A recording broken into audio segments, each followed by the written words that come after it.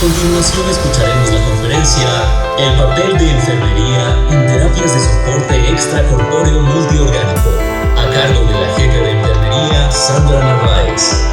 La jefe Narváez es enfermera especialista en enfermería nefrológica, docente del programa de enfermería de la Universidad del Cauca en el Hospital Universitario San José de Popayán. Bueno, muy buenos días a todos. Muchas gracias a todos los nefrólogos, a la Asociación Colombiana de Nefrología, al doctor Ballesteros y a todo el equipo organizador por tenernos en cuenta a nosotros los enfermeros, quienes somos un pilar fundamental en el manejo de este soporte multiorgánico, porque somos los que estamos ahí en la cabecera del paciente. Y estas estrategias deben unir también nuestro gremio, para que en un equipo multidisciplinario propendamos por mejorar la calidad de vida de nuestros pacientes.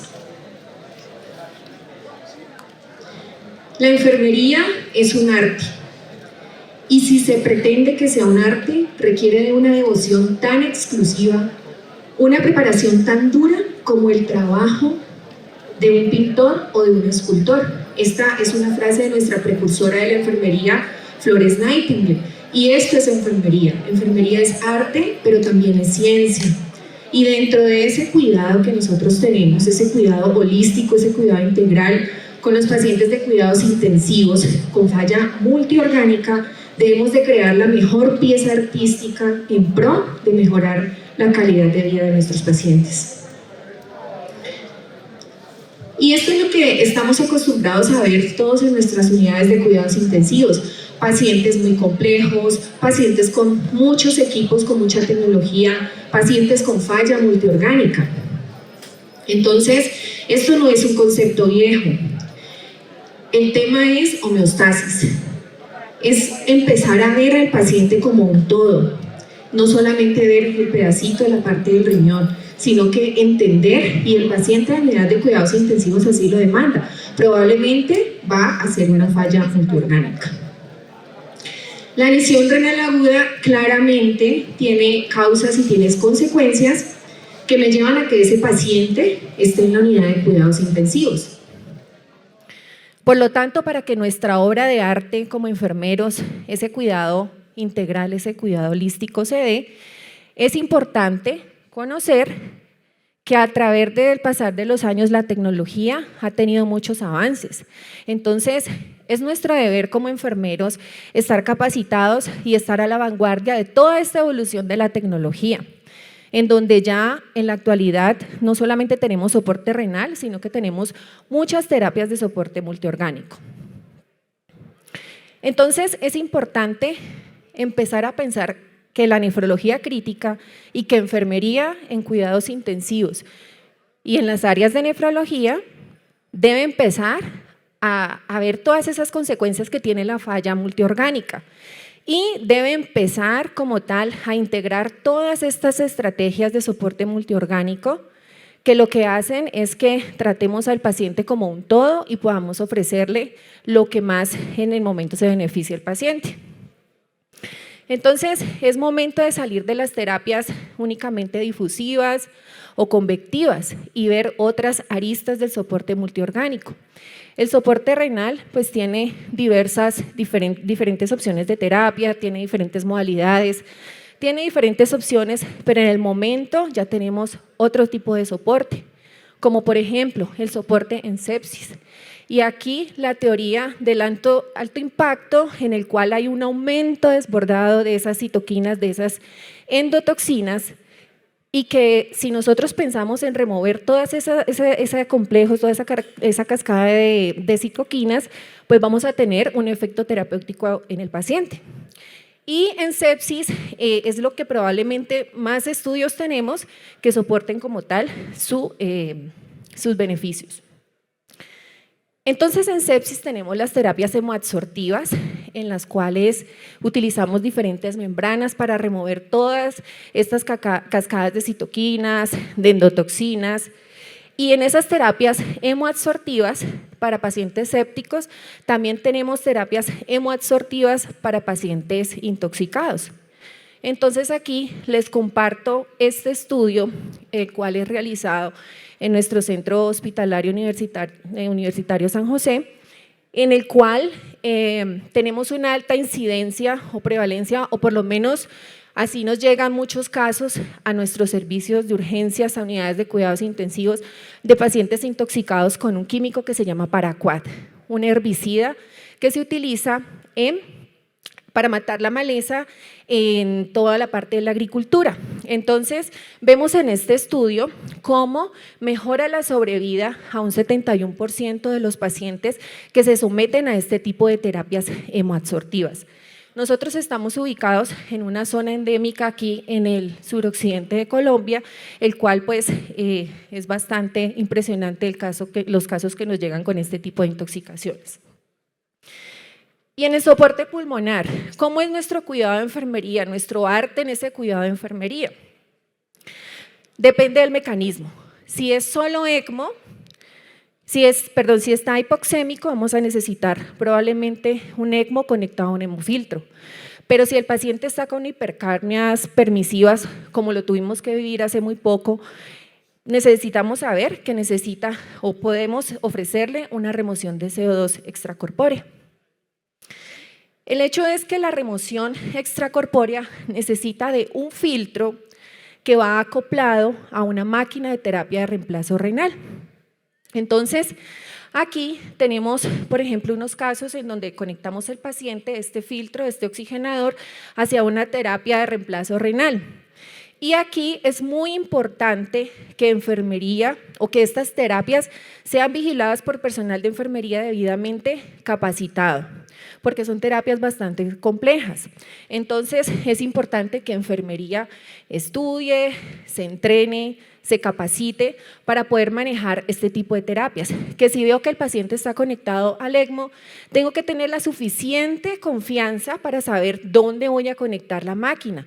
O que si el paciente necesita solamente remoción de CO2, debo tener el suficiente conocimiento para saber que necesito un catéter de alto flujo, un catéter de diálisis, que me proporcione flujos mínimos de 300 a 350 o más mililitros por minuto. Entonces, en esta remoción de CO2, pues aquí es muy importante todo lo que podamos hacer, todas estas estrategias que nos fortalecen como enfermeros para poderle dar ese cuidado a nuestro paciente. Y en el soporte hepático, nuestro cuidado tiene múltiples aristas. Entonces, vemos diferentes estudios. ¿Y en qué se basa el soporte hepático? En una remoción de las toxinas unidas a proteínas. Aquí tenemos la vieja conocida, la terapia de recambio plasmático terapéutico, que cada vez es más selectiva en lo que queremos remover. Por ejemplo, aquí tenemos las estrategias de doble filtración, o también tenemos las estrategias como el SPAT, a veces son estrategias de pronto que no se utilizan a menudo. También tenemos las estrategias del MARS y del Prometheus. Todo esto evidenciado en las virtudes o en la evidencia como tal denota todas esas virtudes que tiene el soporte hepático en la falla hepática. Y en el soporte cardiovascular, nuestro cuidado de enfermería, nuestro arte de cuidado de enfermería, probablemente eso es lo que más cómodos y cómodas nos sentimos, porque es en lo que más vemos o en lo que más experiencia hemos tenido y es en la ultrafiltración del paciente. Es así como tenemos en el momento estrategias de nefrología con terapias extracorpóreas, como esta terapia que es la hemofiltración isotónica o la ultrafiltración por vía periférica, en la cual solamente necesitamos 2 accesos venosos periféricos, como ustedes pues lo pueden observar ahora en este video, y a través de esos 2 accesos venosos periféricos conectamos al paciente a la máquina en el tiempo que el paciente lo necesite, 8, 24, 72 horas, y únicamente vamos a remover sodio, agua. También lo podemos hacer por accesos venosos centrales, pero pues la bondad de esta terapia son los accesos venosos periféricos. Aquí manejamos flujos de bomba muy pequeños, entre 10 y 100 mililitros minuto, y tiene un volumen extracorpóreo muy pequeño que es de 60 centímetros. Esta, como les digo, es una terapia en la cual la podemos utilizar en pacientes con falla cardíaca congestiva, en pacientes con síndrome nefrótico resistente a diuréticos, y pues todas las estrategias sirven ¿para qué? Para poder ultrafiltrar al paciente. Bueno, entonces, hablando un poco de este tema y de investigación, porque enfermería también investiga. En terapias de soporte extracorpóreo tenemos aquí este póster que fue presentado en el pasado congreso en Vicenza de ACI y CRRT, en el cual orgullosamente pues, participamos en este estudio. Netamente era comprobar cuál era la efectividad del mejor comportamiento de las terapias de acuerdo al acceso vascular utilizado. ¿Y qué se evidenció aquí? Que las terapias que tuvieron mejor comportamiento en las presiones y que se cumplió el objetivo terapéutico fueron las que se instalaron en los accesos venosos periféricos elegidos por el personal de enfermería. Y no podemos olvidar la vieja estrategia, la diálisis peritoneal. La diálisis peritoneal me provee una adecuada ultrafiltración, depuración, me sirve como tratamiento terapéutico o como tratamiento paliativo, y también la puedo utilizar para administración de medicamentos o en ascitis o en falla cardíaca. Entonces, todas nuestras intervenciones de enfermería van encaminadas como tal al manejo integral, a ese manejo interdisciplinario de todo ese soporte que nosotros podemos brindarle a nuestros pacientes en las unidades de cuidado intensivo, y que son terapias que si de pronto no estamos bien entrenados y no estamos bien capacitados para hacerlo, podemos ocasionarle un daño al paciente. Por ejemplo, si yo no monitorizo adecuadamente la máquina, si no manejo el acceso vascular con una buena técnica séptica, lo que voy a hacer es que voy a infectar al paciente o probablemente ese filtro se me vaya a coagular. Entonces, las intervenciones de enfermería van encaminadas al cuidado del acceso vascular, a la prescripción, al cuidado del circuito extracorpóreo, a la monitorización del paciente, y también tenemos unos cuidados generales. Veamos entonces cuáles son los cuidados con el catéter. Primera regla de oro para iniciar una terapia extracorpórea y recomendación de enfermera para enfermeros: si el catéter no nos da un buen flujo, no iniciemos la terapia, porque si no tenemos ese catéter funcionando, corriendo las 24 horas, vamos a estar todo nuestro turno en función de ese paciente y dónde queda el resto de pacientes y el resto de actividades. Entonces, muy importante comprobar el flujo de ese catéter. Idealmente, no invertir las líneas, porque cuando invertimos las líneas sabemos que se aumenta el porcentaje de recirculación en un 25% y se disminuye la efectividad de la terapia.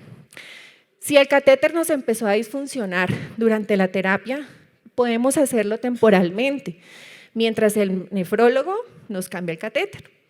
Y también, ¿qué podemos hacer para permeabilizar ese catéter?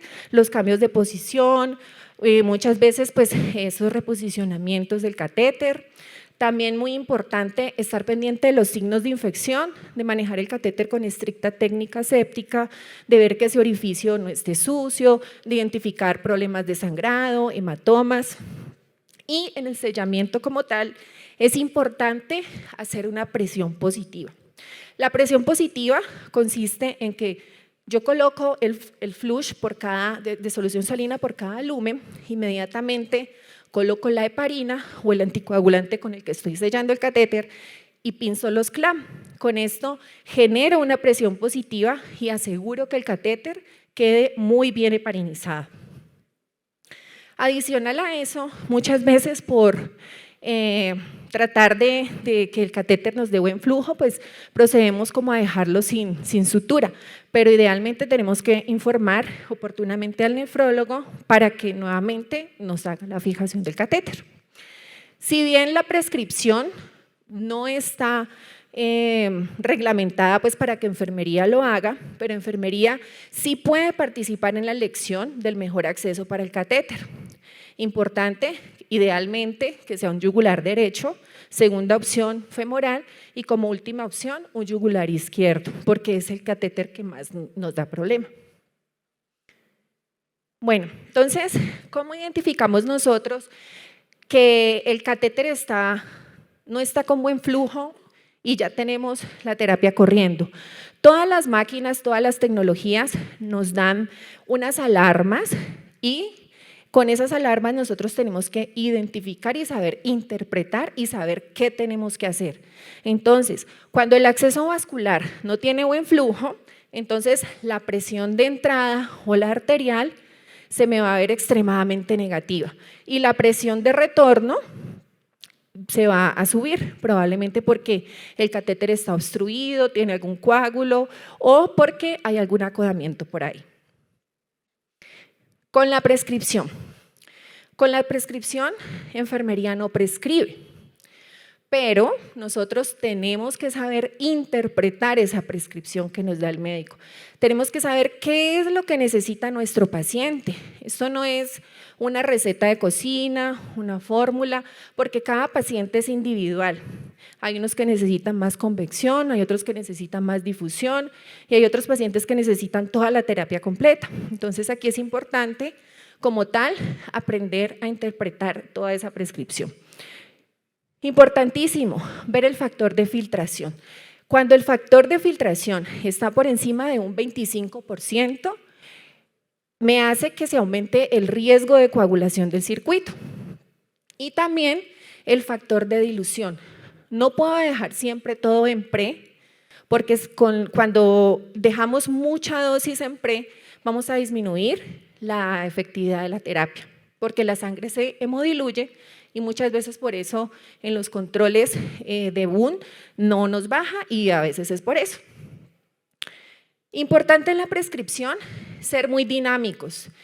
Todos los días estar viendo la evolución del paciente para poder hacer los ajustes respectivos.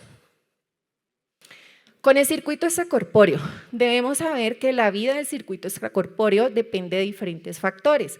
Uno de ellos es alteraciones mecánicas de flujo sanguíneo. Aquí viene la disfunción del acceso vascular y también vienen factores relacionados con el circuito, como obstrucción, como aire en la cámara venosa o el simple hecho en el retraso del manejo de las alarmas. Eso influye en la vida media del circuito.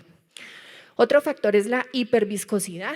Aquí vemos las altas fracciones de filtraciones, más del 25%, y también las transfusiones.